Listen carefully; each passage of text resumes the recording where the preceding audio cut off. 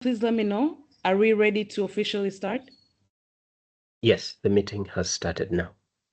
Okay. Okay, wonderful. Thank you so much. Good morning, everyone. Good morning. I hope everyone is well. Bonjour, bonjour. Comment ça va? My name is Rachel Magege, and today I am going to be your host and your moderator in this wonderful discussion, Mastering Cross-Cultural Communication in Global Projects. I come from Tanzania. I come from the PMI Tanzanian chapter, and I am the VP in Marketing and Communications. Professionally, I am a lawyer specializing in data protection. I am very happy that you are spending your Saturday morning with us, and we do promise that this is going to be a wonderful discussion. We are going to make it very enjoyable, very light, and we will also not take too much time of your Saturday morning. A few short announcements to tell you all.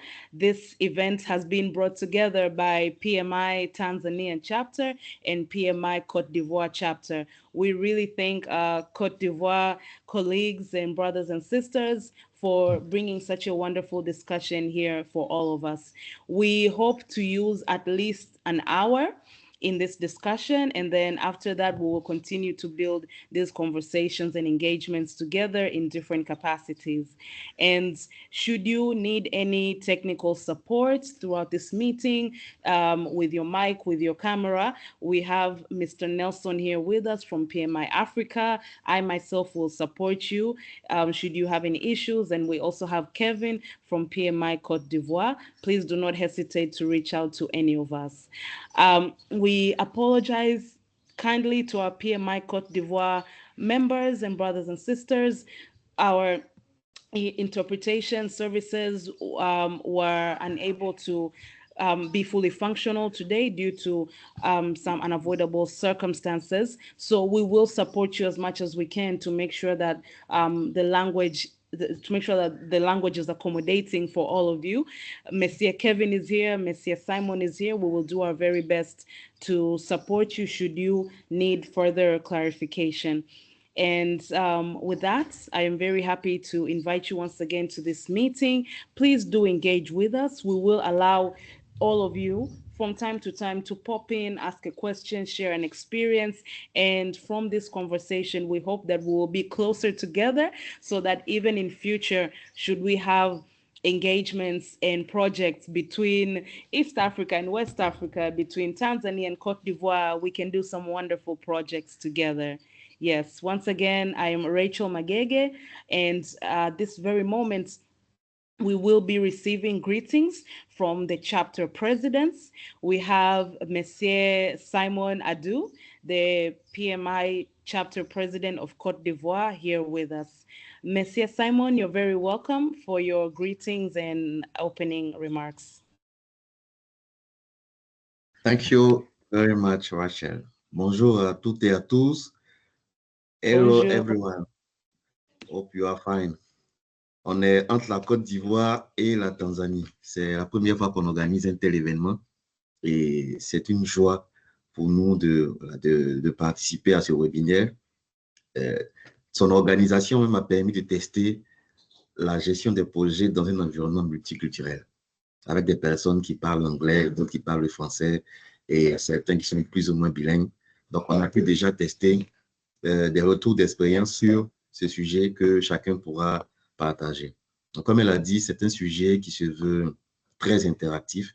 Nous sommes dans un monde qui est de plus en plus connecté. Aujourd'hui, un projet n'a pas de frontières.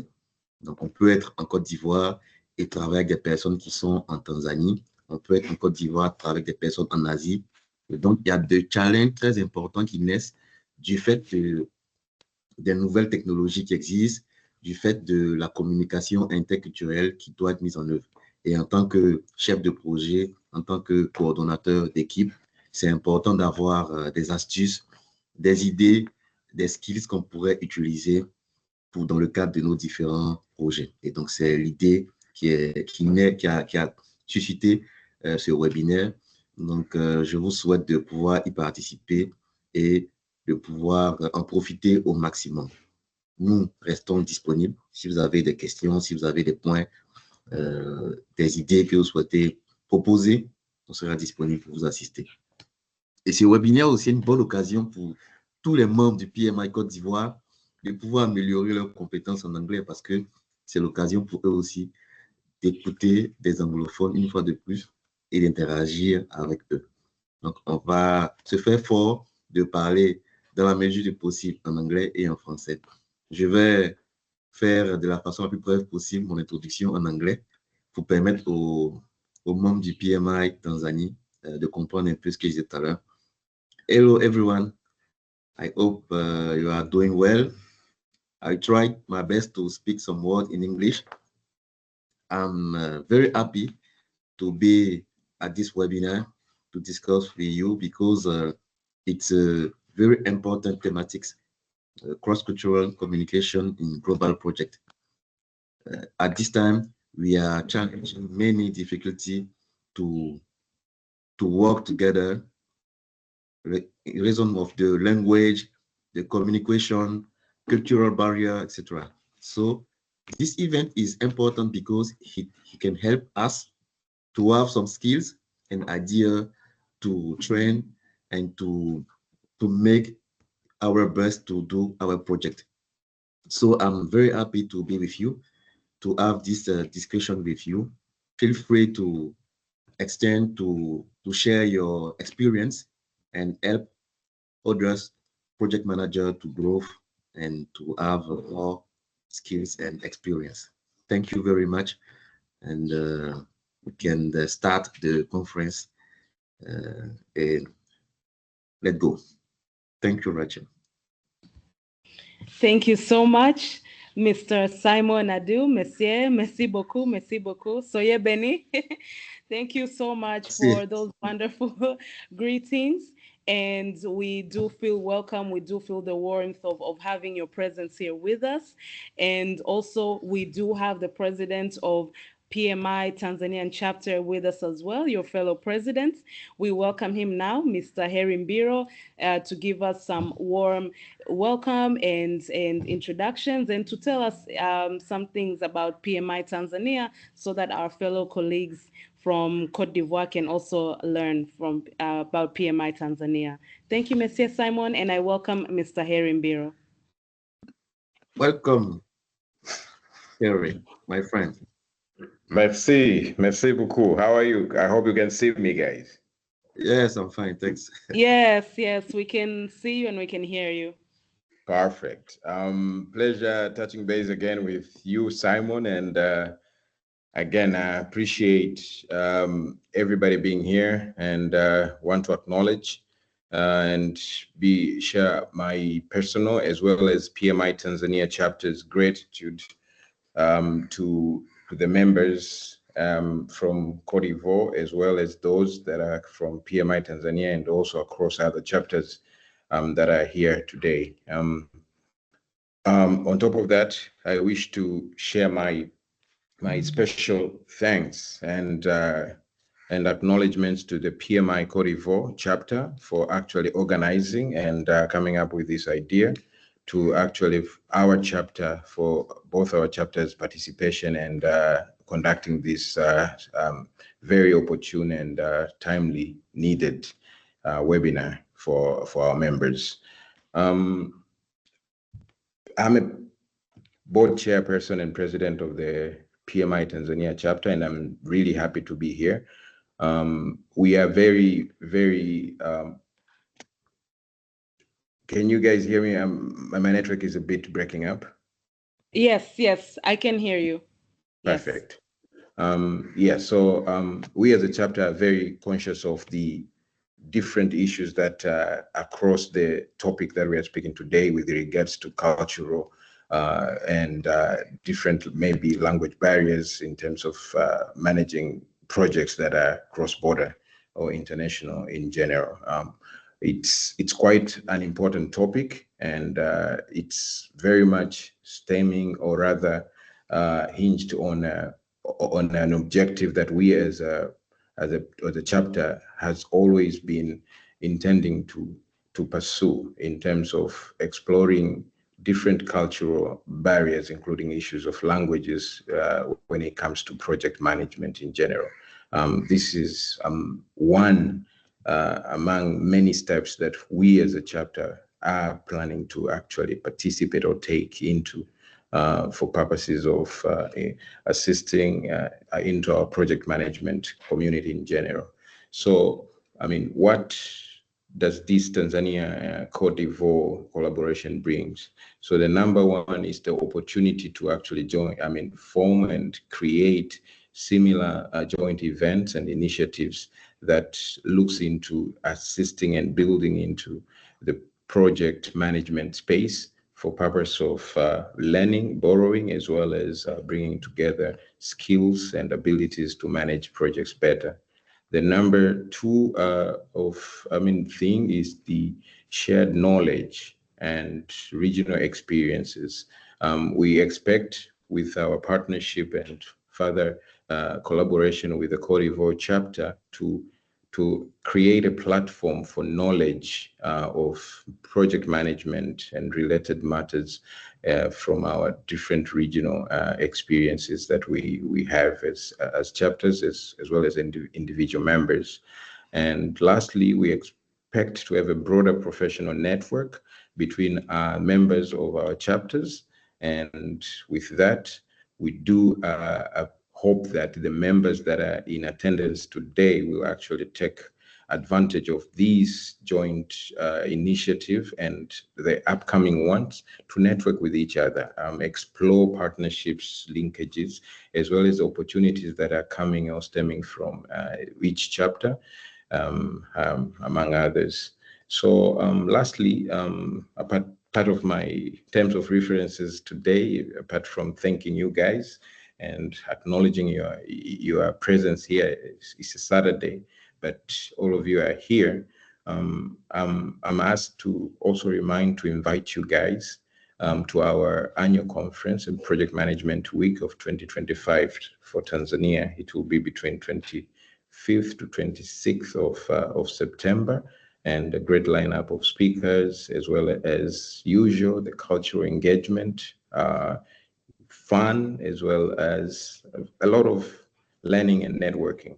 So I appreciate, looking forward to see you all, the people from Côte d'Ivoire, as well as any other that is out there, and including those of you in Tanzania. Please remember to register and come up. I'm looking forward to this massive and important webinar today. And for that, I want to say asante sana, merci beaucoup. Thank you all for being here and looking forward to this engaging session. Over to you, Rachel. Appreciate it. Thank you so much, Mr. Harry Mbiro. Thank you for the wonderful address. And I believe all of our members from the Tanzanian chapter, from the Côte d'Ivoire chapter have felt very welcomed, and we do hope to see great numbers for our annual conference here at PMI Tanzania. Thank you so much to both of our chapter presidents. Ladies and gentlemen, I hope you're all feeling comfortable. I hope you're all wonderful at the moment. Once again, Rachel Magege, I will be your host and moderator today. For those of you who may be joining in a bit later, please do invite your other friends to join us once again, and we will have a great time this morning.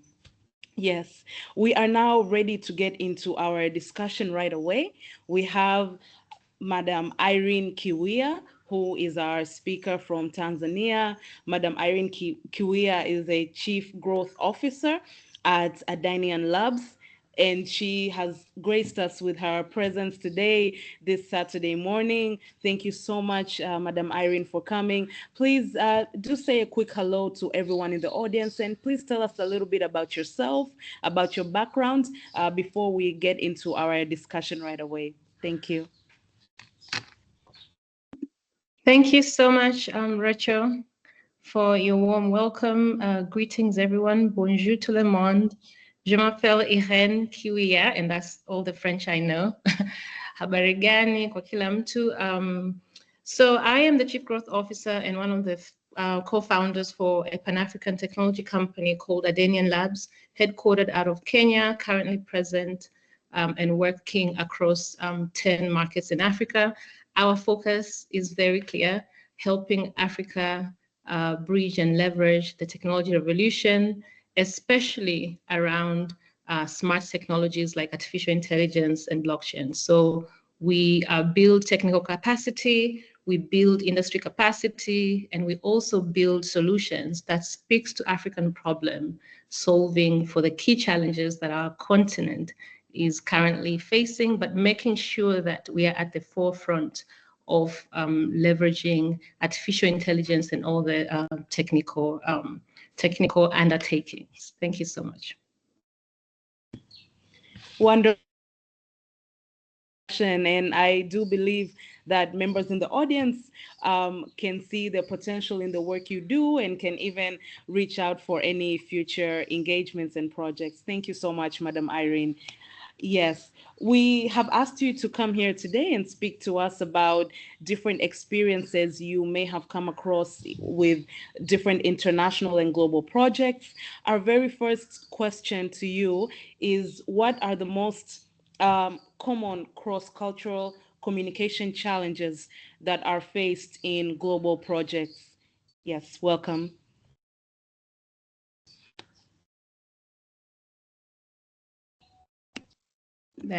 All right, thank you for that question. Before I get into it, I just want to anchor my response in 4 critical pillars that are very important when it comes to mastering cross-cultural communication in global projects today. Number 1 being technology and the language of power. Today more than ever, technology has connected us in ways that we could not even have imagined. And with new technologies like artificial intelligence, this connectivity is happening at the speed of light. However, as much as we use these tools to run projects, to communicate, to drive engagements, being connected digitally doesn't mean we understand one another culturally. So we still need to build those cultural connections. We still need to understand the nuances so that the emotional intelligence that is human related can still work in these very digitally connected times. The other pillar is Africa as the world's new growth frontier. We are no longer catching up. We've become the center of innovation. From the youth energy, we are the new economic power. But communication frameworks that exist culturally treat Africa as a subject, not as a co-architect. This is something very important to notice. And as more young people are becoming leaders in project management, brings my 3rd pillar, youth awakening in project leadership. They're no longer silent executors. Unlike my age group that maybe might have, worked in global projects and taken the higher road when we are being addressed brutally or when we're not being addressed, the young people are assertive. They want to be heard. They are setting their identity, their voices, their cultural equity, and they want communication that's based on mutual respect, not tokenism. And the 4th pillar, soft skills and cultural fluency as leadership currency. We cannot replace emotional intelligence, relational trust, listening, and empathy are so critical now more than ever, especially when we deal with projects globally, and not just globally from an African and the East or an Africa and the West perspective, but even here we are Tanzania and Ivory Coast. We speak different languages, we have different legacies. There are so many nuances that we still need to overcome, and miscommunication is one of the biggest project risks, hence our discussion today. Now, starting with those, coming to your question, Rachel, what are the challenges that we're seeing? There's many, right? So assumed similarity across cultural diverse countries. A project that is being managed between Tanzania and Côte d'Ivoire, the Tanzanian team comes in with their cultural nuances and the assumptions that, the way they do things in Tanzania is how the way the entire Africa operates, or a global project where people from America come in assuming, well, we don't care. Africa is one continent. We did a project in Kenya. It went absolutely well. And, the same structures will be applicable in Southern of Africa or in South Africa. So those assumptions are a huge challenge. There's also unspoken norms, This is quite interesting. I have gone to so many meetings across multiple countries in Africa, and you would put up the most amazing presentation. And when you are done, people look at you, they say, thank you, we'll get back to you, right? And you can't take that from face value, because there's a lot of unspoken norms, unspoken nuances, that also are part of communication. There's also issues with time, respect, hierarchy, feedback that are completely different from one culture to the other. And if we don't take the time to understand these, most projects are affected by exactly that. Then there's the verbal and non-verbal misinterpretation of things, from tone to silence. You have presented something, you're expecting feedback, and the other party does not respond.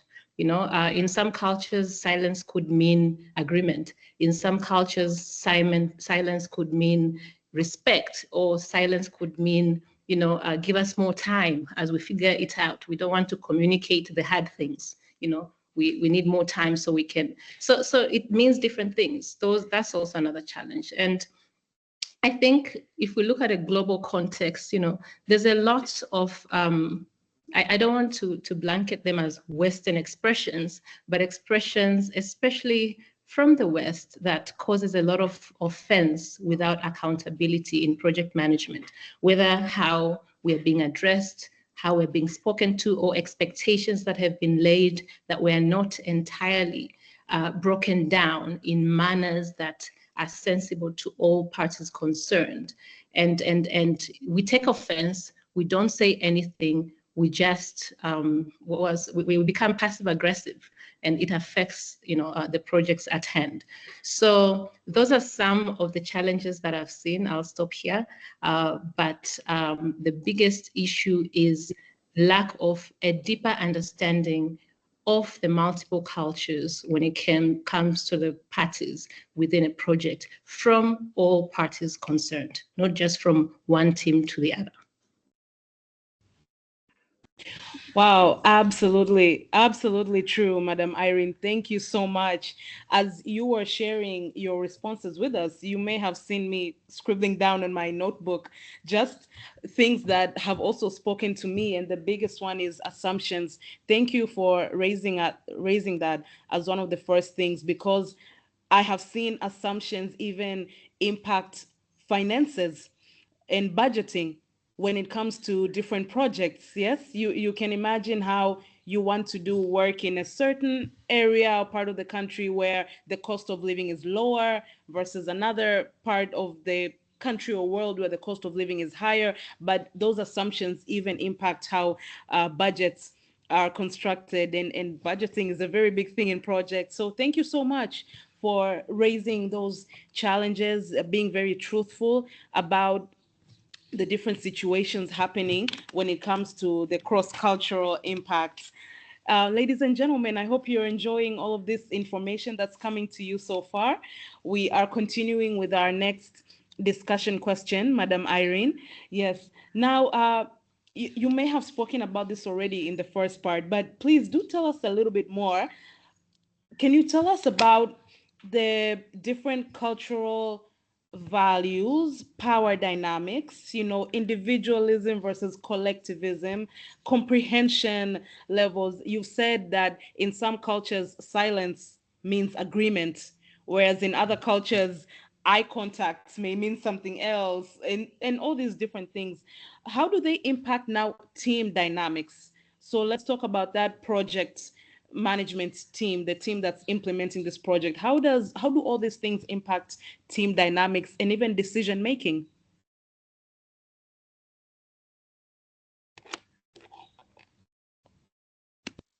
All right. There's a lot to be considered, right? So in team dynamics, and this could even be team within the same country, but there's other personal nuances that come to play where we have different backgrounds, we have different values, we have different perspectives, right, of the world.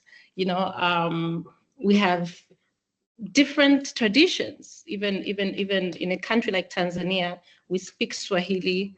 There's, I think, over 123 or 24 languages, which means local traditions that affect how we were raised and how, then there's the different education background. So there is so much, right? Even within a team that is in the same geographical setting.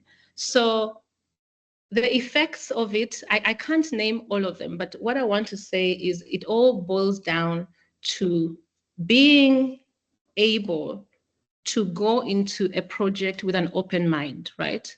With an open mind enough to say, okay, what are the different value systems that are at play here within this project that we're about to embark on? And what does value mean for the different people within this setting? And how is it interpreted? Being open to having those conversations at the very beginning so that we understand, okay, Rachel, everything, her value system is based on timely delivery. To Irene, her value system is based on quality, even if it takes a bit longer, as long as, she's taken the time to make everything perfect, So understanding those nuances requires coming into the project with an open mind to learn and understand each other, but also having open communication, not assuming that, okay, we've had a discussion, everybody now is aligned, but creating a structured approach to these are the key values. This is the expectations, shared expectations, right? And being created together so that nobody feels like things are being shoved down their throat, right? Saying, we expect to achieve this following. These are our shared values. These are our shared goals. I mean, we've seen this happen in organizations as they build culture. We need to take the same approach and bring it down to project management, because it is an organization, even though it may not have the same dynamics, but it's a team of people working together. And that's why organizations create shared values. They create a common culture. They invest in all of that. With projects, we don't do enough of that. We just focus on delivering the project, not understanding that we first need to build the right framework for that project to be delivered and to be able to overcome the nuances of collectiveness, individualism, of age-based hierarchy. In some cultures, yes, I am the project lead, but I'm leading a team of people who are 10, 20 years older than me. How do I address them in a way that is still respectful, but I'm able to be articulated, and they are able to understand. There's also context-driven communication. When we communicate, are we taking things out of context? How do we make sure that we stay within the context, to kill some of the things we talked about, like assumptions, right? So, or things, what I said in the beginning, what are the emphasis? Is it speed? Is it autonomy? Is it being direct? So building those frameworks is extremely important on day one. As equally important as delivering or designing the KPIs of the project.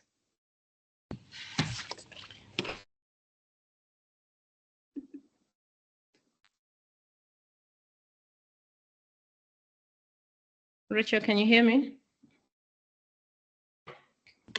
Yes, I think it was frozen a bit. I thought you had finished. I'm sorry, but please proceed. No, I have finished. Oh, okay. Wonderful. It had just frozen a bit, but I was able to get everything you said. Thank you so much. Are you able to hear me? Yes, I can hear you. Okay, wonderful. Again, very, very good insights, Madam Irene. Thank you so much. I hope members in the audience are taking note of this, the open communication, having an open mind, and I underlined from the beginning. From the beginning, I think this is a very important thing. You don't want to get halfway through the project and say, okay, now let's have an open discussion about what this means in this big global project, what this means for the different cultures. It should be done at the very beginning. Madam Irene, thank you so much. This is very good, very useful for us to know. And then with that, let's speak on now solutions and more strategies. Yes. Apart from having open discussions, open communications, what are some other practical strategies, even tools that you have found effective for building trust and collaboration across teams that are very diverse culturally, country-wise, region-wise, tribe-wise? What are some things that you have found in your line of work, Miss Madam Irene, that have really helped?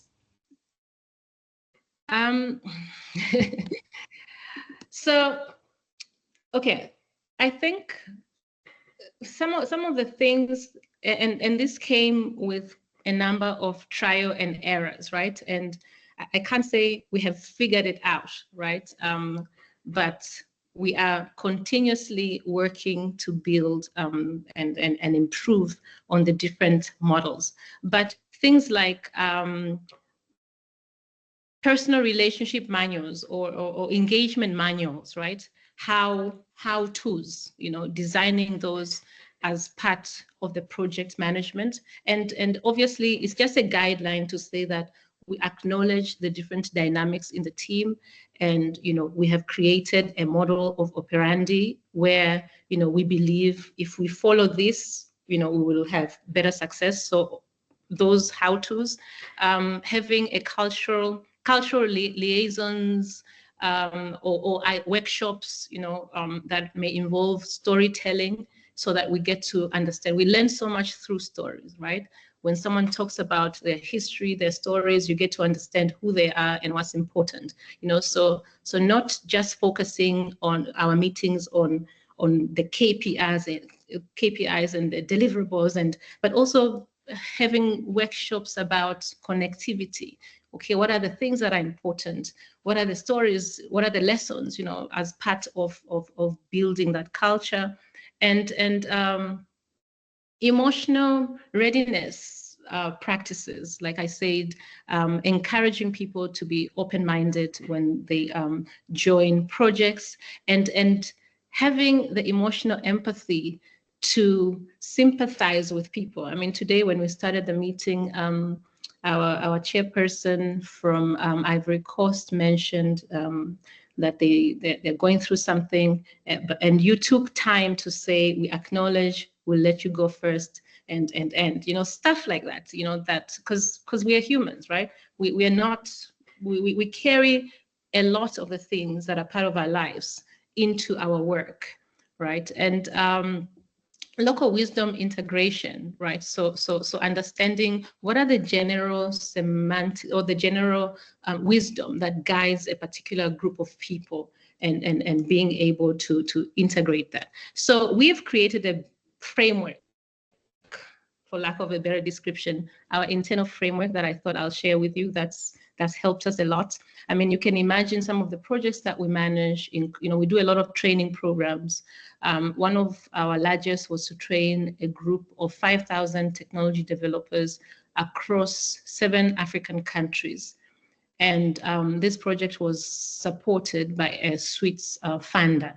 So we're dealing with the Swiss funder, then we're dealing with the different project managers across the 7 countries, and then we're dealing with the different stakeholders, because it's not just about project management, it's also about managing the stakeholders, from the beneficiaries of the different projects to the people who are important to the delivery of that project. So it's a wide array of relationship building and cultural integration, right? So I'm going to share the bridge model. We call it the bridge model, and I'll send it to you, Rachel, so you can share it with a larger group for those who may want to have something to reference. So bridge, BRIDGE. B for belonging, right? meaning, when we start a project, how do we create spaces where people feel emotionally and culturally safe, by using frameworks, name respect, and check-in to signal inclusion so that we all feel like we're part of the team. And I can tell, I mean, I've been that person before where I'm in a larger group, I'm part of the project, but I feel like I'm being dismissed. Nobody is listening to what I'm saying. I'm just, our communication is top down. My feedback is not integrated. I'm treated like, the hands and legs on the ground, right? While I have so much insights that I can share.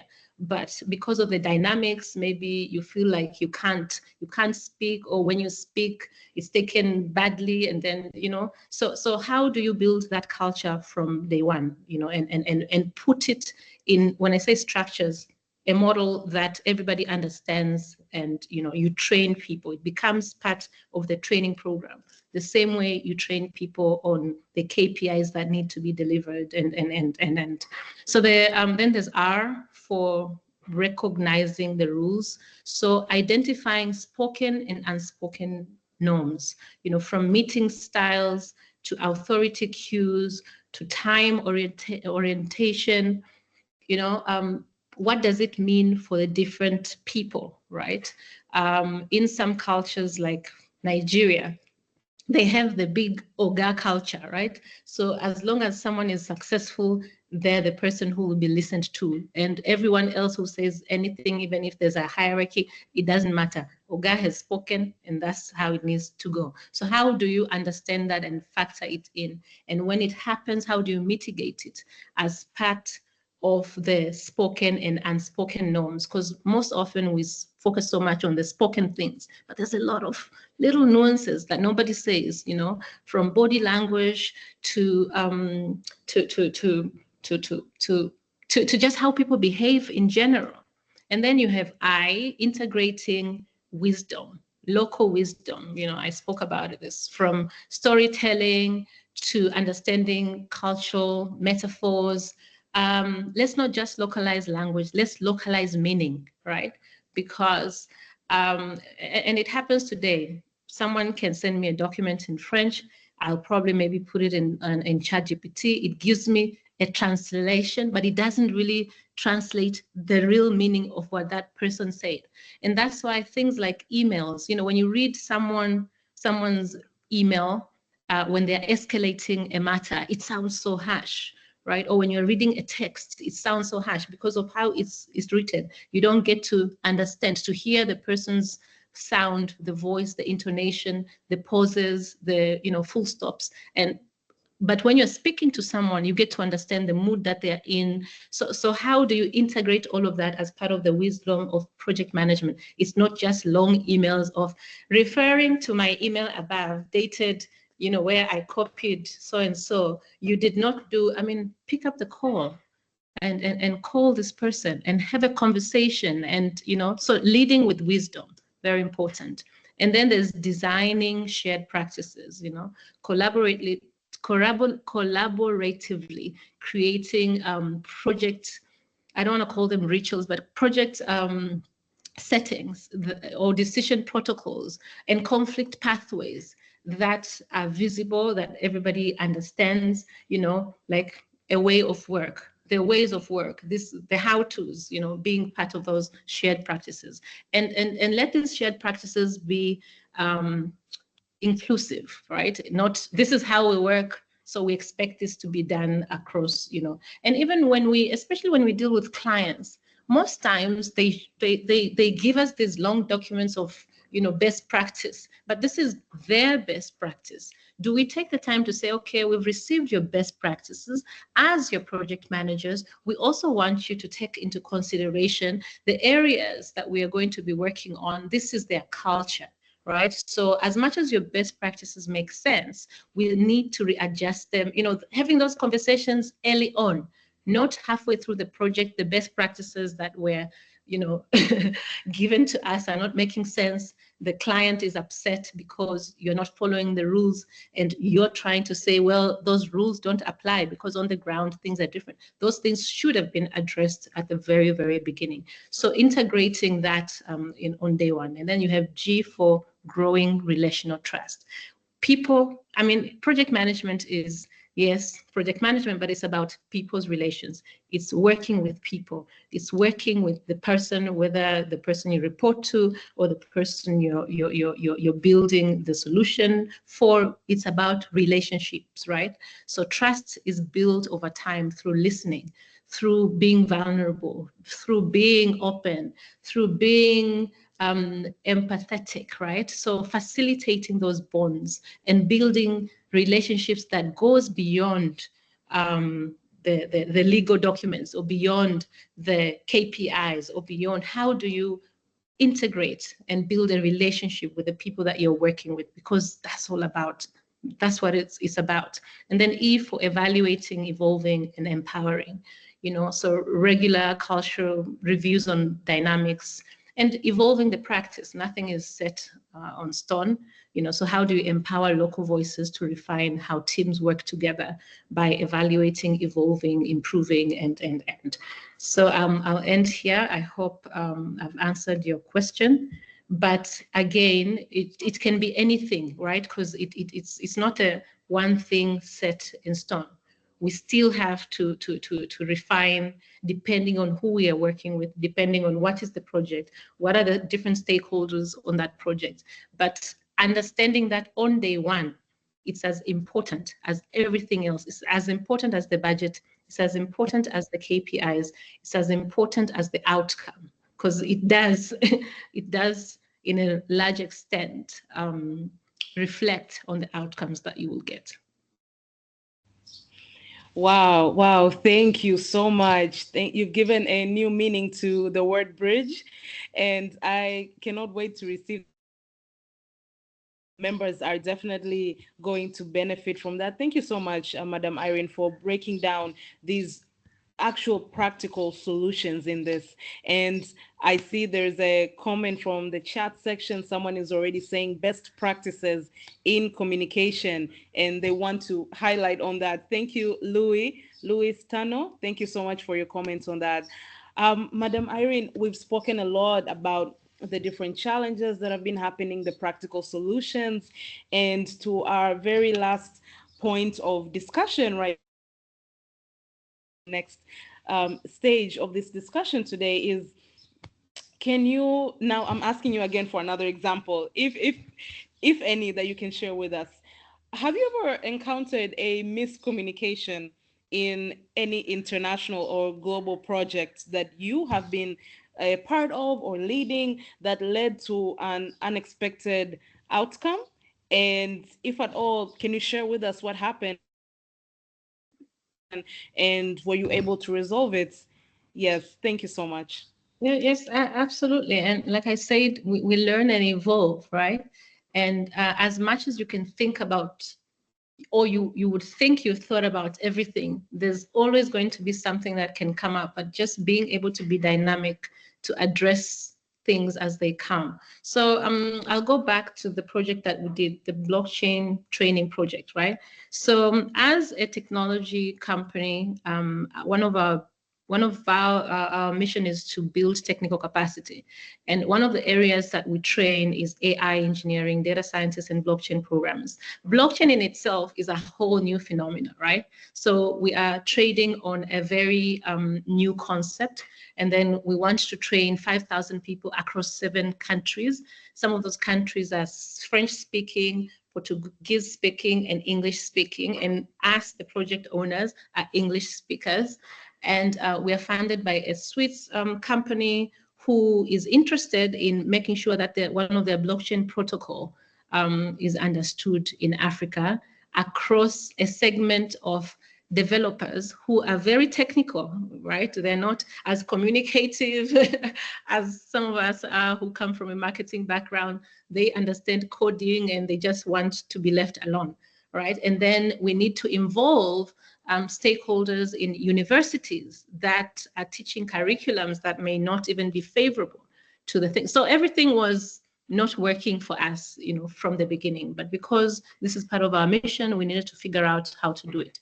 So one of the, the project was supposed to last 6 months. It ended up going for a year and a half, which, in project management, that is just disastrous.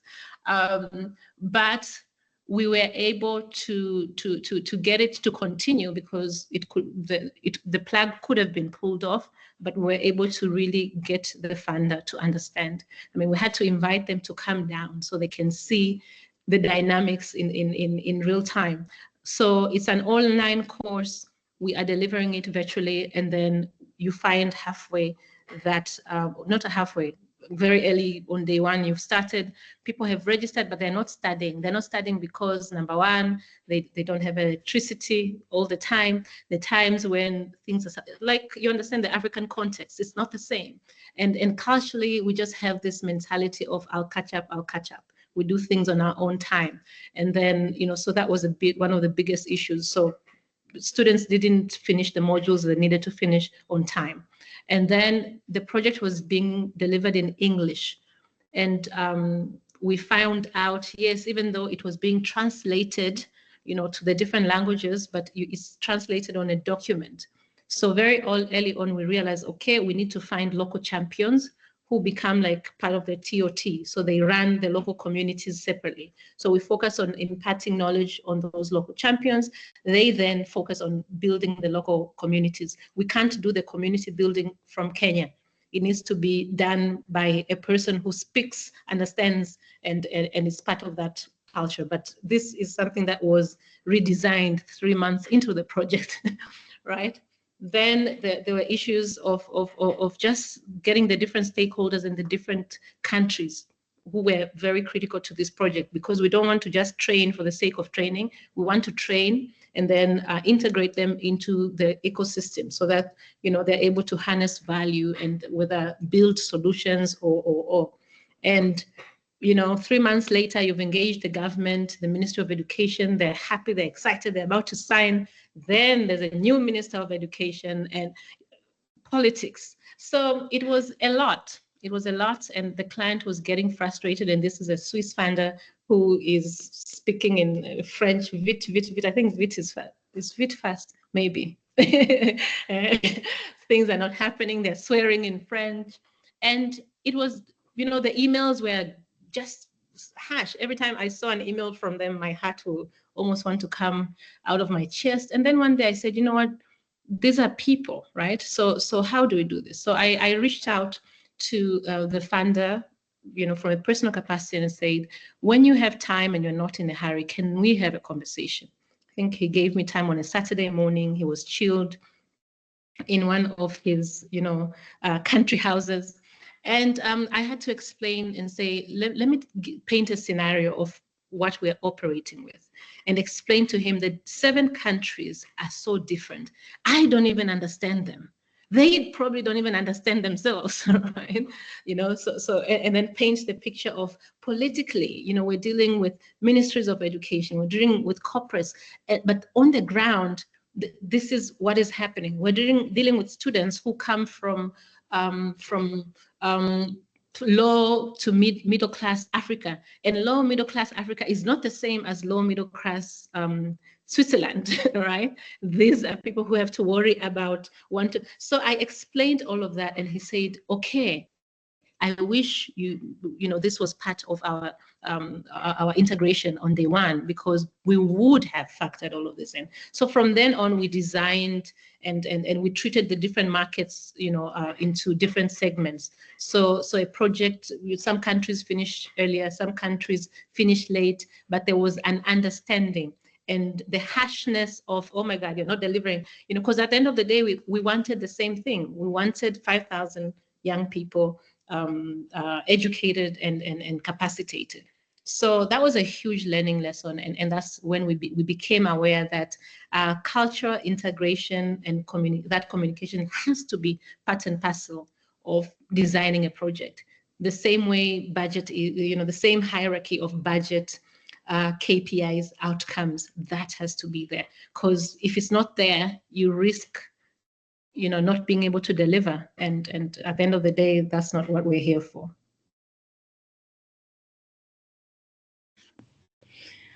Madam Irene, thank you so much. I was trying to look for the emoji with the clap, clap, clap hands, but it's frozen on my screen. Oh my goodness, thank you so much. I'm just seeing the reactions from audience members in the chat section. I'm also thinking of things that have happened to me.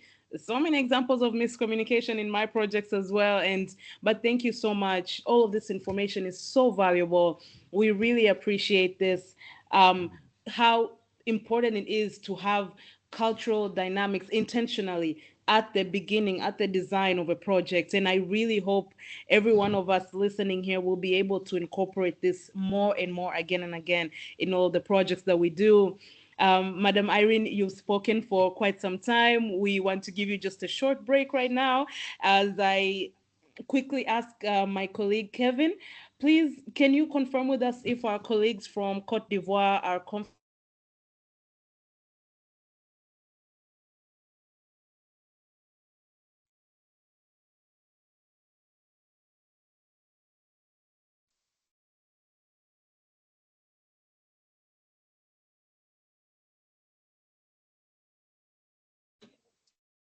Okay, I think Rachel is frozen. It's like she was in a way to ask if the Ivorian or French speaker are okay with that. So let's try to apply what you share with us, Irene.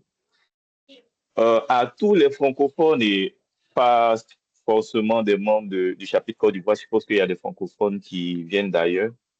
Comme Irene l'a dit, on ne va pas supposer que parler ne rien dire signifie que vous avez compris. Donc, on a besoin que vous nous fassiez un signe de la main pour nous confirmer que vous comprenez parfaitement.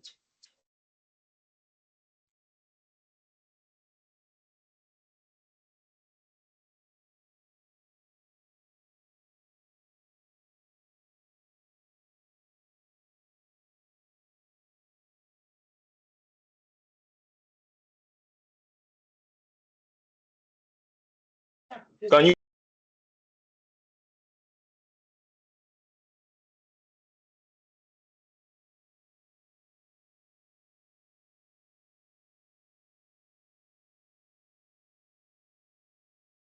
you make a sign that you can hear me because I still seeing Irene Rachel frozen.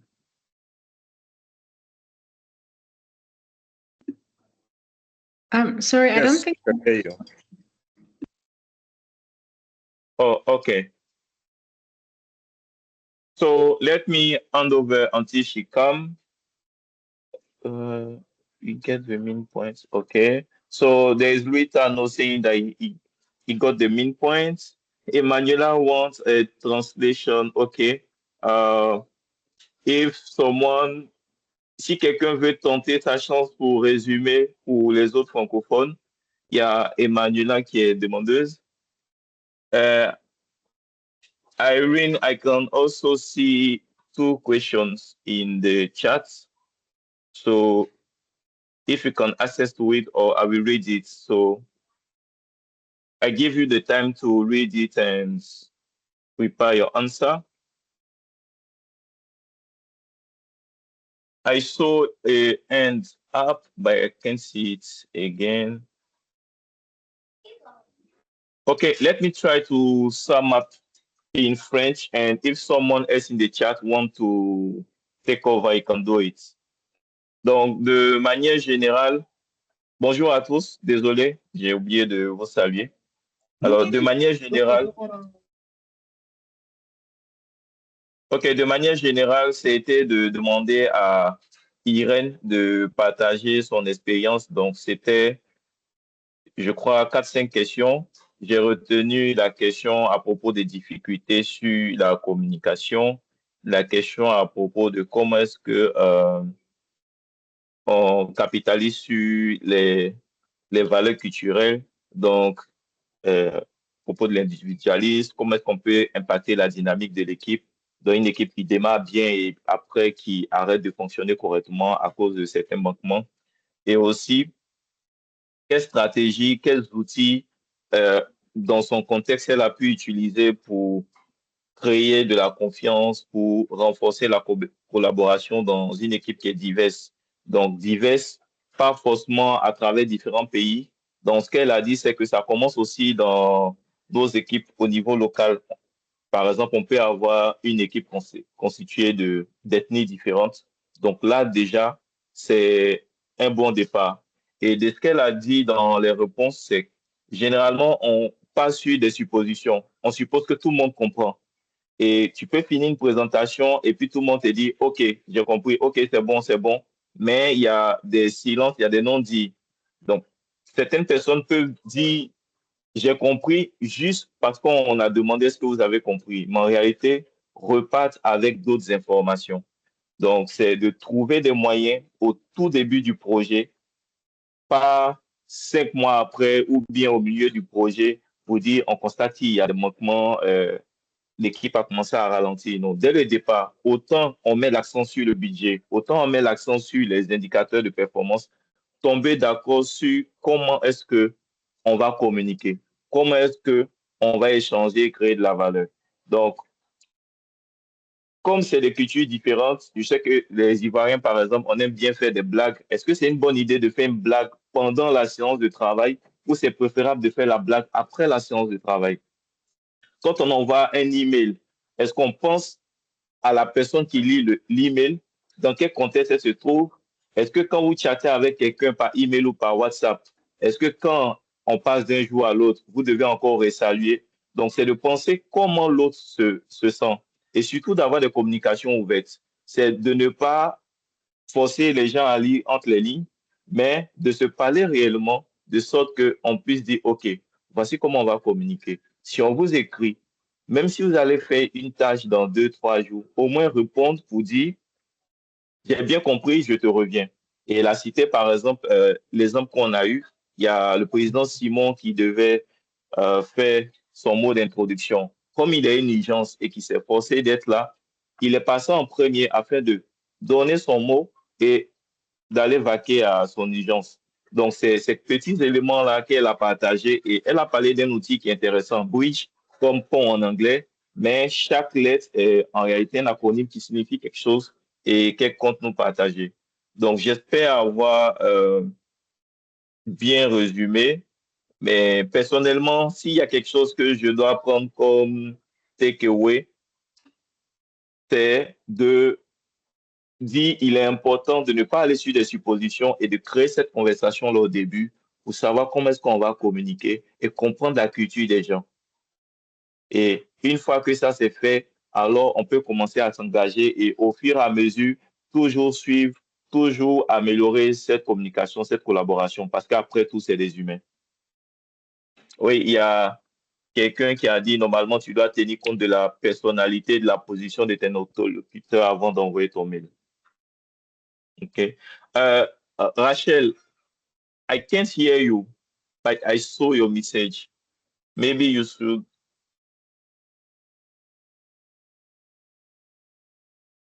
Your mic is open, but I can't hear you. Maybe someone else can hear you. Irene, are you here? Yes, I'm here.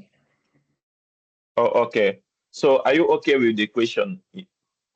Sorry, which question is it? Okay, in the chat, there is sorry if I misspelled the name, Angie Wanashigi. Maybe you can open your mic and ask the question. He say, agree with the presenter that we need to go beyond scope, contract, TORS for successfully project management.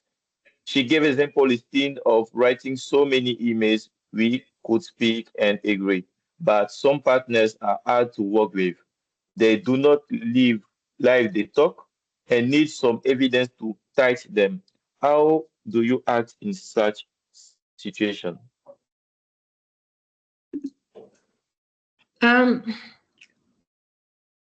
Mwanashigi, are you able to speak? Yes, I can speak, madam. Okay, go ahead. Good. Let's have a conversation and move Thank from you so much for your good presentation, as Yes. well as our organizers for this good event for us project manager to meet. I heard you really said that sometimes we need to speak to people, not to say it's written in the contract section this, the Tiara said this and this, you just write email. Of course, I've seen this sometimes. Even a bunch of letters, if you are told to correct, there are so many. But I'm just asking you from your experience, if you had a person of such kind, you really discuss very well on your phone. Yes, I'll do it tomorrow morning. I'll do it. You know, this happened. You know, this happened. You know, this happened. A lot. And you know, project must have a timeline. Let alone you find somebody you really agree in principle in that conversation you said, but you find that what you agree has never been done. Now, from your experience in such a situation, how do you act? That was my question. Thank you. Okay, if I've understood your question, you're saying you have spoken to this person, had a conversation, agreed, but still they don't honor the agreement. They resort to the other exchange. So number one, even when you have an offline conversation, make sure you bring it online, right? So if I was to call you and explain something to you, I will follow it up with an email that summarizes, thank you for your time. It was great, that we got to discuss and agree on, and you sum that up. So it's evidential as part of, you resolving the matter. And the other thing I think is, our personalities differ, right? But I know project management is not an easy thing, right? And most often we feel when you're managing a project and there is someone who is, expecting whatever it is that they're expecting, there is that sentiment of, not being courageous enough to be honest, open, and bold. I'm just going to say it as is. And I have found that the times when I've had to just be honest, open, and bold, right, because it is important, have really helped resolve or deal with difficult people. Because sometimes we do deal with difficult people. And we just have to, with integrity, be honest, courageous, and bold, and call and name the issues respectfully, right? If you've tried to have separate conversation, it's not working. How do you bring it out and explain the risk of this not changing to the larger project? Because we all have to have our eyes on the ball. But I've also found out that sometimes you are the project leader, but the client resonates with the other person who is maybe not, the leader of the project. I mean, those are unspoken cues, so putting them in a space where they're able to be the liaison is also helpful, because like I said, it's all about relationships, right? I may be your client, you're the project head, but I don't like your tone. I prefer, your assistant's tone, or the sideline person. And I prefer talking to them than talking to you. The unspoken cues. Don't take offense. It's not personal, guys, right? None of this is personal at the end of the day.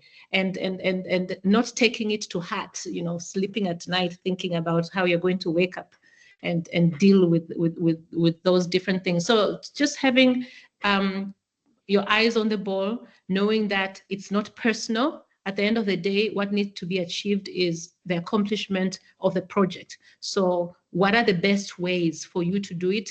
Our egos, oh gosh, we can't project manage with ego, right? One of the things that I'm so happy, and I can say I'm at the end of my journey with it, at my age, having done what I've done, has been to let go of my ego completely and not lead from ego.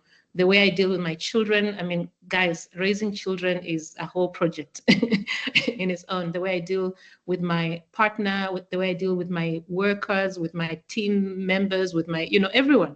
Just leading from no ego will serve you a lot, will say serve you and save you from a lot. And most times it's a clash of egos. You know, you've noticed something, but just because they said it in this way, you have to react in this way, or someone has done something, you know, and our egos, it obstructs us from seeing the truth. And the truth of the matter is, you know, we all get into these projects with one mission, you know, to accomplish the mission, right? So how do you become the bigger person and navigate those cultural nuances that are a challenge? I'll leave it here. I think Rachel is back. Let me hand it over back to you. I hope, Wanashigi, I have somehow answered your question. Thank you so much. It is good input to me. Thank you. Thank you so much, Madam Irene. Thank you, everyone, for being patient with me, and apologies for the little technical glitch. I am back now. Am I audible? Okay, wonderful. Yes. I'll try my video off for a while. All right. Thank you so much. Kevin, where are we now? I know Madam Irene was answering a question from Wanashigi. Is there anyone else who had asked a question or given a comment? Yes, there is comment in the chat. I was just trying to sum up what Irene was saying. So you can check the report for that. So let's see if there is another question in the chat. Or you can raise your hands. Vous pouvez lever la main aussi, les francophones, pour poser vos questions. On essaiera de traduire au mieux.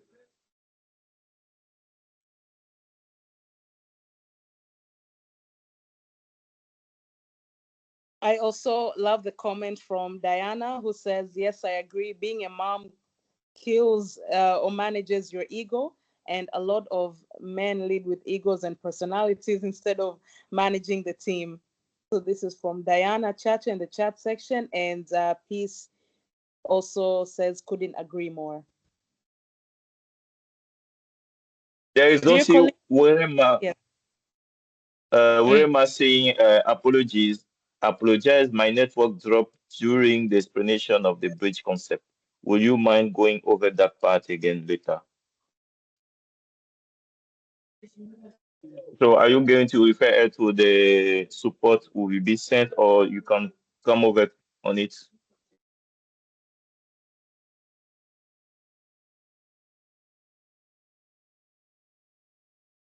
All right. So, Madam Irene, maybe in just a minute and a half, if you can quickly go over the bridge concept for our audience member, Werema, while we try to get at least one more question, and then we should be slowly coming to the end of our webinar today. If you wouldn't mind, Madam Irene.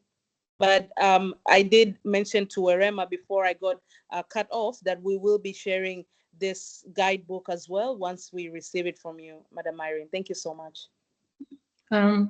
Thank you. I'll share it so that you're able to share it, but very, very briefly. So belonging, creating spaces where people feel emotionally and culturally safe. So building that belonging, and not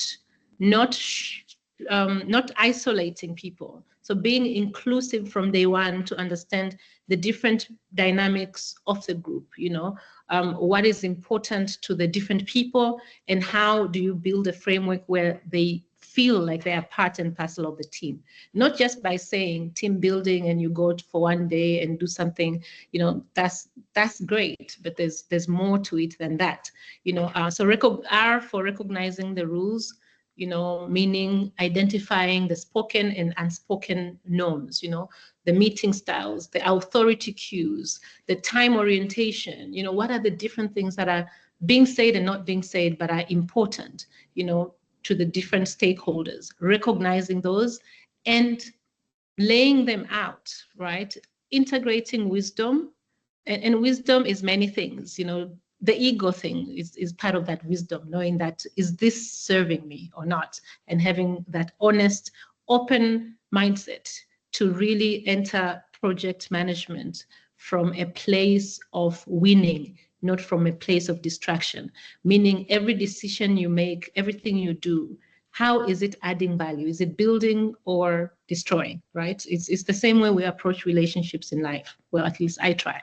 And integrate local wisdom, that's I. Then designing shared practices, building collaborative practices, decision protocols, conflict pathways, how we do things, documenting it so that everybody has access to it and they understand, and I kept saying, as important as budgeting and project KPIs and outcomes are, so is designing the communication strategy that is effective for culture nuances. Most times in project management, I've seen communication strategies for the stakeholders, but we often forget communications strategies that guides how we operate. Very important.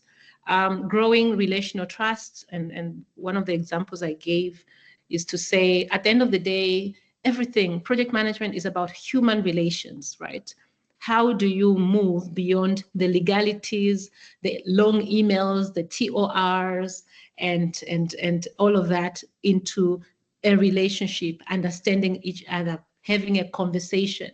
It's difficult. Even I can send you guys an email now, and it may be coming from a good place, but because of the choice of words I've used, it sounds harsh, right? It's difficult to tell. But when I speak, you can hear the undertones to understand, she sounds energetic, she seemed happy, she laughed, so those relations are important, but also going over and beyond to understand the dynamics of the people.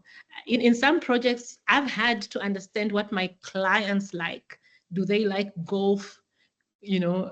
Should I get more interested in golf so I can connect with them from an emotional perspective, so that when I speak to them about these hard project issues, we are all coming from a place of happiness? I mean, it's human dynamics, right? Very, very important. So having that emotional understanding. And sometimes some people in the projects are better than others, so learning from each other and creating these protocols. And the last thing is evaluating, evolving, and empowering, having regular reviews, briefings, and looking at what's working, what's not working, and being able to improve. So in summary, that's bridge. But again, I was very adamant to say it doesn't have to be bridge. You can create your own, right? And you adapt accordingly depending on who you're working with. It's not a one size fit all, but the important fact is the person, going in as your best selves, working on your values, working on your openness, working on yourself, and teaching the other people to have that, because at the end of the day, it's about the people in that group. I couldn't agree more. Thank you so much. And that is bridge. I believe Werema must have received these instructions very well. Thank you so much, Madam Irene. I see a quick hand raised by Maxim. Maxim, are you able to come in and ask your question? And to our members in the audience, I believe there are no more questions and comments. Kindly allow us to have Maxim as the last person, and then we should be wrapping up. Okay, Werema says thank you, Irene. Okay, Maxim, you're welcome. Yes, hello, can you hear me? Yes, welcome. Bienvenue. Yes, I am Maxim from the PMI chapter in Ivory Coast. I would like to say a big thank you to Irene, to you, Rachel, and to all the members that organized this session. I just want to share a bit of a testimony about this cross-cultural communication issue. I am working in Baobab. Baobab is a kind of company of MTN Group, and I am the manager, and I have 2 people from South Africa in my team. I have 2 people from Cameroon and one people from CIV. But I face some issues with cross-cultural communications, because sometimes in the meeting with my team, I want to create a bit of good humor, and then I used to tell some jokes. These are the jokes that we used to laugh in Ivory Coast when we hear that. But when I tell that, the people from South Africa were not laughing. They were not laughing, and I was taking it personally. Maybe they don't like myself. Maybe they don't like the way I am handling things. But with the time, I understand that we don't have the same culture. So even if I'm saying something and the people from Côte d'Ivoire will laugh, it is not the same way the people from South Africa will hear that.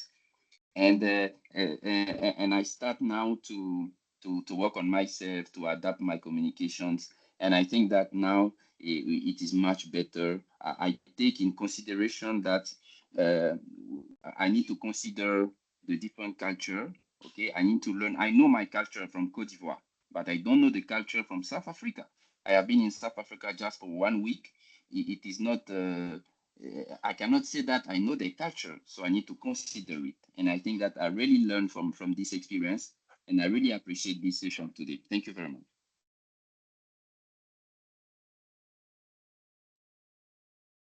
Thank you so much, Maxi. Merci beaucoup. Merci beaucoup. Thank you for sharing that testimony with us. Yes, and I am sure a number of us are working in very diverse teams. Yes, so you have the Anglophone, you have the Francophone, you have the and team members from Northern Africa, even who are. So you can only imagine how that dynamic is. Thank you so much, Maxime. And to all other members in the audience, we would love to hear your testimonies, even on our social media pages, in our WhatsApp groups. You've heard the different testimonies from Madam Irene, from you, Maxime, and from many other people. Please do continue sharing your testimonies with us. Yes. Thank you, Maxime. And I wish you well in your project with your team members from Cameroon and South Africa. All right, I am checking the chat section. Okay, there's no more questions.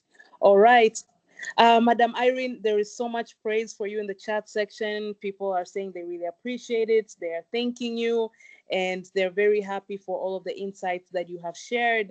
And to everyone with us, I would now like to bring our webinar to an end. I believe it was wonderful. I believe you have enjoyed your Saturday morning and mid-morning with us learning about all of these things. Please do give a round of applause to Madam Irene. Share some emojis, clap for her. Please do appreciate her for all of the wonderful work she has done today. I do appreciate you, Madam Irene, and I'm really going to be disturbing you from time to time, if you don't mind. Yes.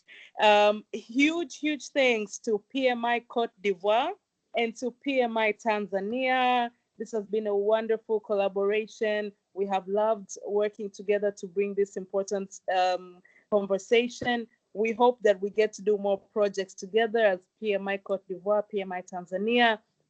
Huge thanks to Monsieur Simon, the president of the PMI Côte d'Ivoire chapter, and to Mr. Harry Mbiro, the president of the PMI Tanzanian chapter, to all of the board members and leaders of both chapters. We've been working for so many weeks together with the different board members and the different leaders, bringing this webinar together. Blessings to all of you. Thank you to everyone in the audience for spending your time with us. Thank you so much. Please do feel free to follow our pages on social media. Once you check PMI Tanzania and PMI Côte d'Ivoire, you may have seen our invitations for this webinar. Please do follow us on social media and continue to engage with us. I'm seeing the requests. We will be bringing more and more of these conversations. Yes, next time we may have a round 2. So thank you very much.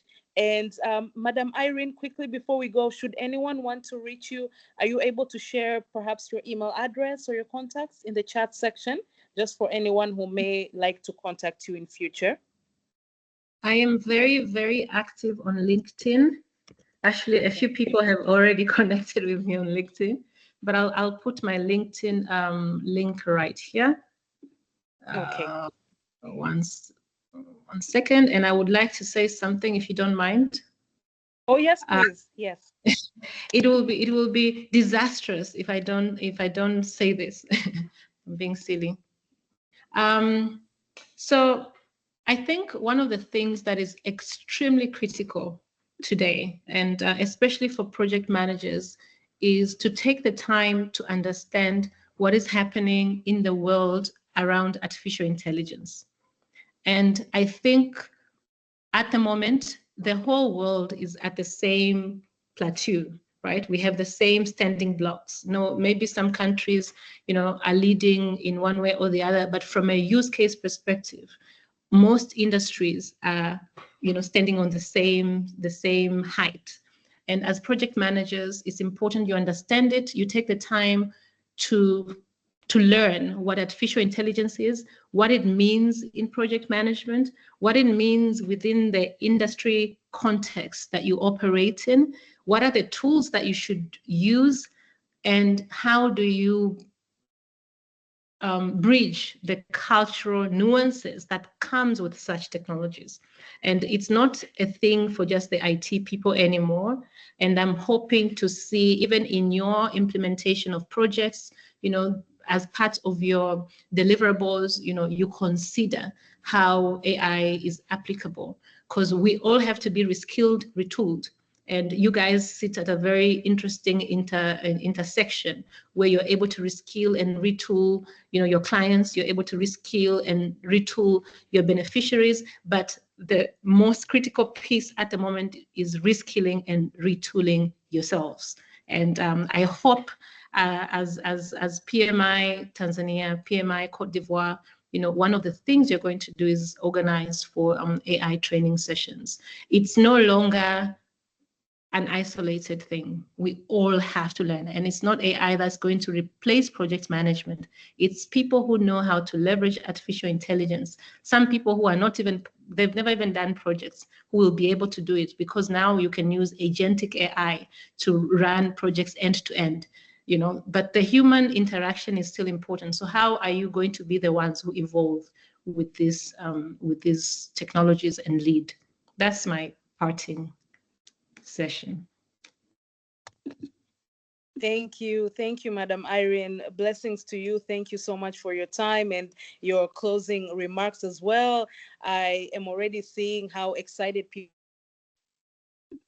Madam Irene, you've given us a great idea for a next webinar, because I was also thinking about it as we were talking, on having a demo session for another webinar, or some sort of a small training session on maybe inclusive project design, inclusive communication, and AI training. So we will formulate it properly.